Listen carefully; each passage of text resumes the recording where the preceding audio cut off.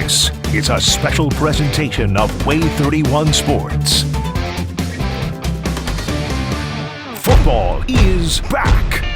It's the McCurry Big Game Friday night. Hello, Alabama, find a comfortable spot. We got high school football and it's coming out hot. Now here we are and the lights are shining bright. We've always been. Yeah, WAAY 31 is rocking all right. With Nolan, Lyndon, Max, and Antonio. It's the McCurry Van and Car Rental Big Game Friday night. The River City Rivalry. It's Austin at Decatur for our big game, Friday night game of the week. And how about a battle at West Morgan for our rivalry game of the week? East Lawrence on the road looking to take down the Rebels. Hello, and welcome to Big Game Friday night. I'm Nolan Knight here with Lyndon Blake, and we have an awesome show prepared for you all tonight. Week 0 over. That was last week. So let's get to the week 1 action, and let's get things started with that River City Rivalry. Austin at Decatur, this game always a huge deal. All right, sports anchor Max Cohan has been following this game all week long. How was it out there, Max?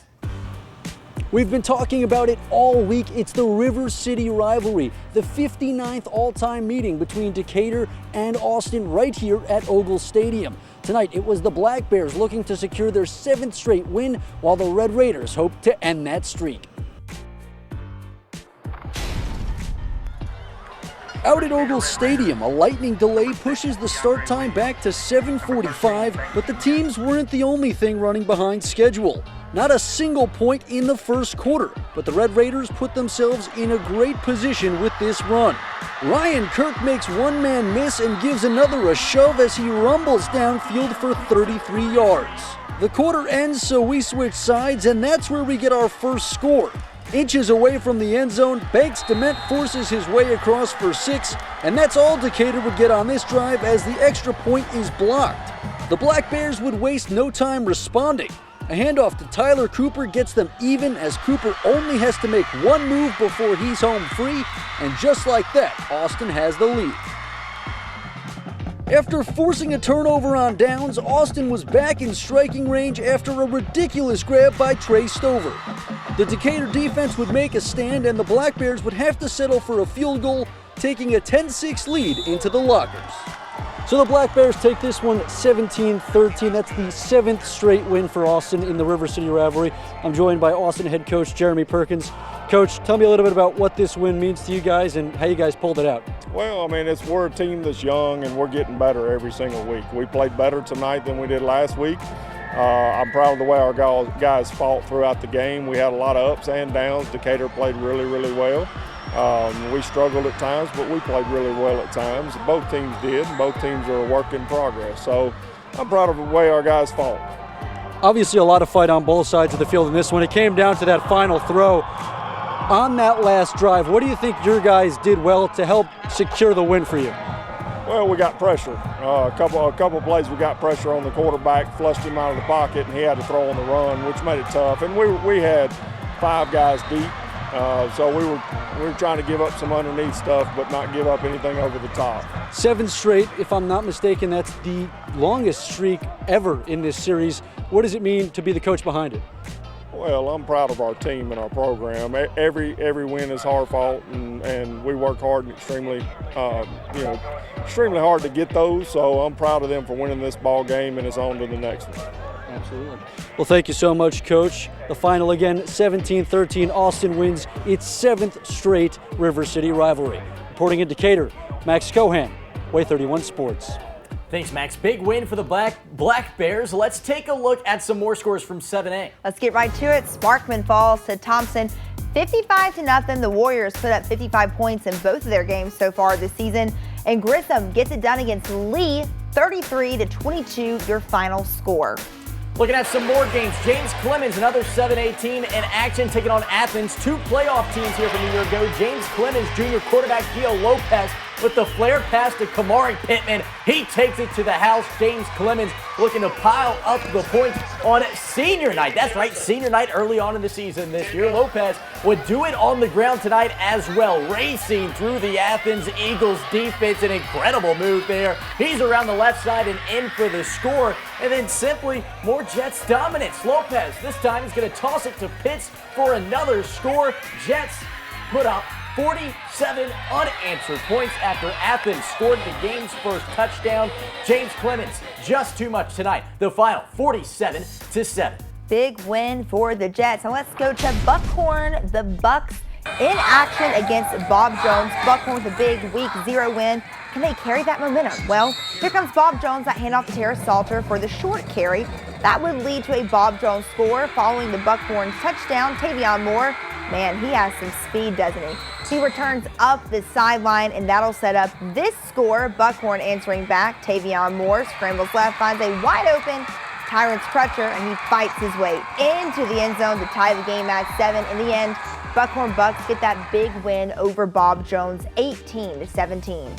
Well, at Milton Frank tonight, Mountain Brook traveled to the Rocket City to take on the Panthers of Huntsville. The Panthers would struggle moving the ball tonight. That Mountain Brook defense swallowing up just about everything that Huntsville threw at them. But the Panthers offense would have their moments tonight. Stone Lawless back to pass, connects with Jeremiah Lovelace for the 20-yard pickup. That just before the half. But this kind of sums up the first half for the Panthers.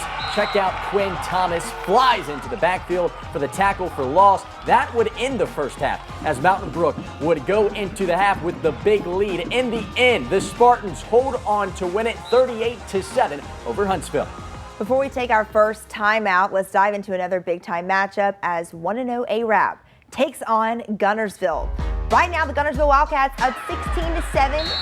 ARAB falling behind. James Johnson's going to keep it and push through that Gunnersville for the Knights touchdown. Wildcats still up now. Now Cole McCarty's going to take the snap, tosses it to Logan Pate, who finds Brandon Fussell in the end zone. Touchdown for Gunnersville. ARAB trying to get another score in. 2nd and goal on the 5-yard line. Johnson, he's going to keep it himself and power through, stretch all the way out to get ARAB on the board again. They would put up a good fight, but Gunnersville would take this one 29-21.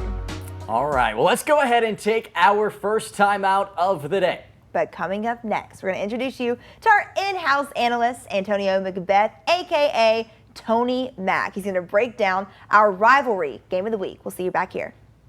Stay tuned for more Big Game Friday night! Go Eagles! It's the McCurry Van and Car Rental Big Game Friday night. Welcome back to Big Game Friday night! Go Eagles! It's the McCurry Van and Car Rental Big Game Friday night. All right, welcome back to Big Game Friday night. Let's jump into our rivalry game of the week between East Lawrence and West Morgan. Oh yeah, we welcome in our in-house analyst, Antonio Macbeth. And Antonio, you've been studying this matchup all week long. What can we expect from this one? Well, Holy Rivalry, Alabama, you can expect the absolute definition of a rivalry because these players grew up with one another. Not only are they all in Trinity, Alabama, the coaches both that I spoke to over during the week on my radio show alluded to some of them even being related to each other. That's how deep this one goes. Both first-year head coaches at these particular schools with something to prove. So I expect nothing but a really tough matchup because they really need to win this one. All right, so let's see how this one played out at West Morgan. East Lawrence looking for their first win of the season against the Rebels who started their season with the win. West Morgan up 27-13 over East Lawrence at the half. Started the third quarter. Quarterback Braxton Peters hands it off to Connor Dillard, who's in for the score. And then East Lawrence with the ball. Cameron Pitt drops back to pass, finds Matt Wisner for the score. West Morgan would answer right back, though. Braxton Peters keeps the ball, heads to the sideline, and takes it in for the score. Big touchdown there. East Lawrence, though, responds right back. Cameron Pitt hooks up with Matt Wisner again in the end zone. But in the end, West Morgan goes on to take it 48-34. We caught up with Coach Phillips after the victory. I'm proud of our guys. We didn't play our best ball, but we got the stops when we had to get them, and we made plays offensively when we had to. We got a lot of things to clean up, but proud of our guys. It was a great environment, and glad they could experience it. We got to go back to fundamentals. We got to tackle better. We got to stay on our blocks. We got to finish. We got to get off the field, and on third and fourth down. And I think if we do that, our guys again play hard. We just got to be a little bit smarter. So a big win for the Rebels, high scoring too. Had to be entertaining for the fans. Antonio, did this game live up to the hype? It absolutely did. A really high scoring game. You don't expect that from East Lawrence, who had one of their best defensive years ever last year and a 9-2 record, the first winning season since '97. Gave up a ton of points tonight, though. Not too surprising since Drew Phillips, the head coach of West Morgan, is an former offensive coordinator from Athens High School. All right, thanks, Antonio. We'll see you back here later on next week when we return, of course, and later on in the show as well. All right, so let's jump into some more games. Madison Academy in action tonight against Scottsboro. Mustangs coming out hot. Madison Academy up on Scottsboro. Wildcats trying to get a drive going. That's Landon Grider, who knocked that one Mustang out of his way. Great run there, but no score in the end. So Mustang ball again. Here we go. Carson Crane hands it off to Will Stokes, who was just a machine all night long for Madison Academy. He gets almost the 10-yard line. Already one touchdown so far. Go ahead and make it 2 for Stokes. Madison Academy now up 14-0. They're going to go on to win it big time, 42-7. And Will Stokes had 4 touchdowns, so an incredible night for him. And here's a look at some more scores from the area. Russellville takes down Deschler 45-37. Dade County takes down North Sand Mountain 51-0 in that one. And another big game on my radar tonight was Asbury at Whitesburg Christian. And I was at this game, and let me tell you, the atmosphere here was awesome. Asbury coming off of a win, hoping to move to 2-0. Their quarterback, Gavin Johnson, calls his own number on this one around the left side and in for the opening drive. Score 6-0, but the Warriors would strike back. Warriors quarterback, Caleb Robinson, with a nice pitch and catch to the speedy Ryan Turner. He's down the sideline, and he's going to set up this play. Check out this catch. Robinson back to pass. He floats one up for Isaiah Matthews, who comes down with it for the score. What a play from the Warriors as they go on to win this one at home. Their first ever home victory, 51-28, to move to 1-1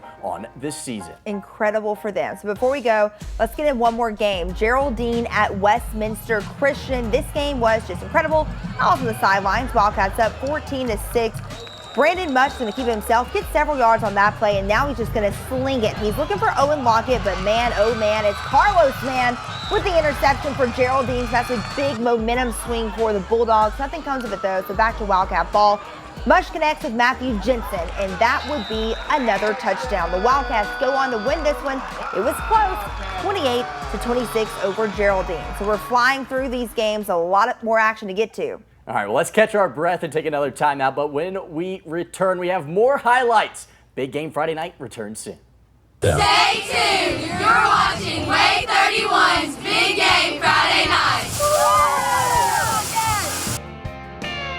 It's the McCurry Van and Car Rental Big Game Friday night.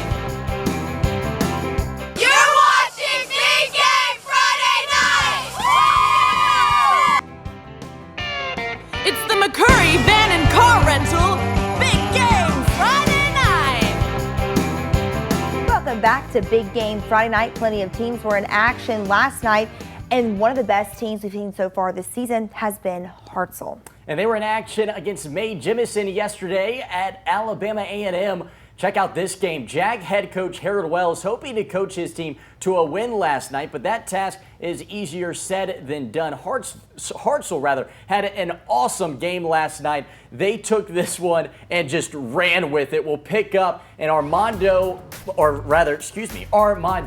Dunnigan shuts a tackle, and he's gone. Hartselle up 2 scores quickly, and they would keep their foot on the gas. This time, John Blackwood back to pass, connected with Eli Tidwell, and he's gone. See ya. The Tigers out to a 3-score lead. Then later, more Blackwood all day to throw here, and it's a dime to R.J. Gray. What a pitch and catch. Give the big boys up front some love for that one. The Tigers roll into Huntsville and leave with a big win, 41-0. And we caught up with Coach Moore after the win.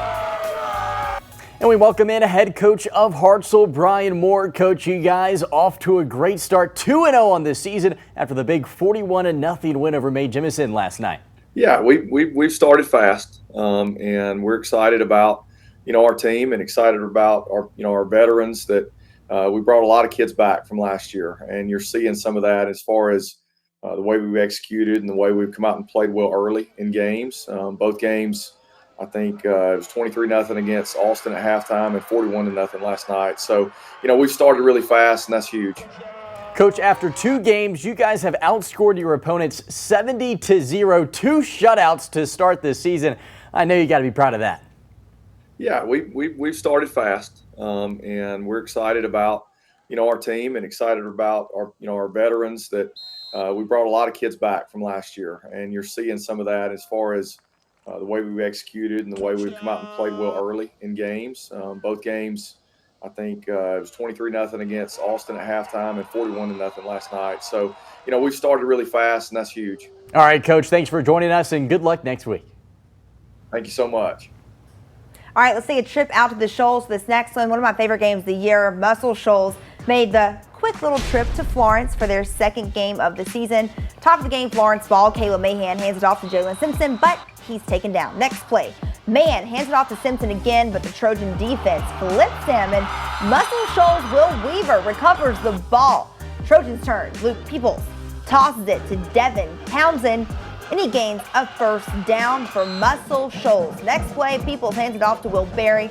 He makes another Muscle Shoals first down before the Falcons get a chance to stop him. Peoples hands it off to Berry. They're going to finish that drive in the end zone. Trojans are the first on the board with 7 points, and Muscle Shoals is going to take home this victory 36-35, a wild fourth quarter out in the Shoals. All right, let's go to Mars Hill, the defending 2A state champs looking to get into the win column against East Limestone. The defending champs up 6-0 in the second quarter. East Limestone ball. Landon Cochran drops back and throws it to Jordan Gardner. And he's taking down. Next play, Cochran hands it off to Fortune Wheeler. He gains a few yards before the Panther defense stops him. Then later, again, Gardner, this time for the score. That puts the Indians up 7-6 at the half. In the third, Mars Hill's Carter Humpel hands it off to Damian Thomas. He's taken down, but neither the Indians or Panthers can do much with it. Later on in the game, a kick-off return. Thompson snags the ball and takes it down to the 5-yard line before East Limestone finally trips them up. The Panthers come out on top in this one, 27-7, the final. Let's go to Douglas now. The Eagles were set to play Brindley Mountain this week, but after some COVID cases, they changed their schedule to take on Woodville. And it was homecoming for Douglas. Woodville down 7-0. Douglas first and 10. Braxton Lindsay takes a snap, passes to Lucas Mendoza. He's in for the score. Now the score is 14-0. Later in the first, they're going to have a stop for the loss by this Eagles defense. It's huge. The next step, Douglas defense pushing back, eventually forcing a turnover on downs, setting up first and goal. So we're going to get to that play. It's going to be exciting. The Eagles on Woodville's 5. Lindsay takes this snap. Joseph Sides goes around the far side into the end zone for 6 more. Final score from this one, Douglas takes it on homecoming night, 42-8. All right, well, it's already time for another timeout. But stick with us. We'll be right back with more action on Big Game Friday night. Stay tuned for more Big Game Friday night. Go!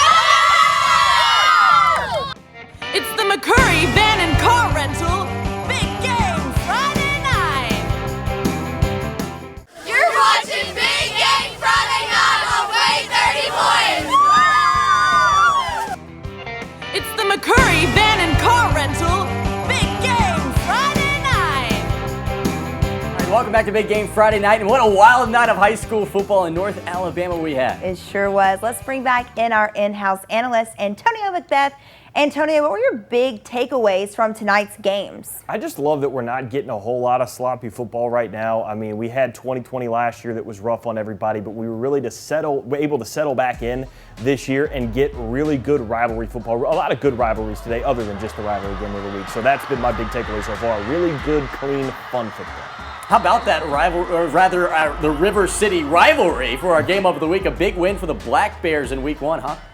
Huge, and that's such a big one too. I mean, if you've ever been to one of these games, it's one of those that you kind of live for. So I know the crowd was rocking. You don't want to disappoint a crowd like that.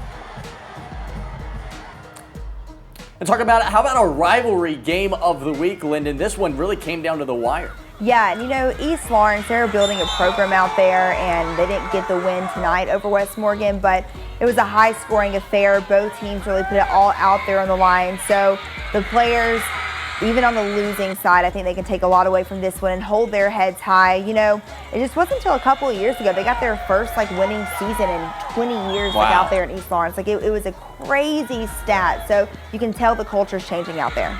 All right, well, an exciting week 1 of high school football. I just want to thank a couple of our radio sponsors, including the UMP Up Sports Radio 103.9 and Fun 92.7. All right, that's going to wrap it up here for the official week 1 of high school football, second week of Big Game Friday night. It's going to get a lot better each week, folks. All right, we'll see you guys here next week. Same time, same place. Thanks for watching, and thank you to everyone behind the scenes that made this thing happen. We'll finish the show with your Big Game Friday night top lights. Good night, everybody. See you later.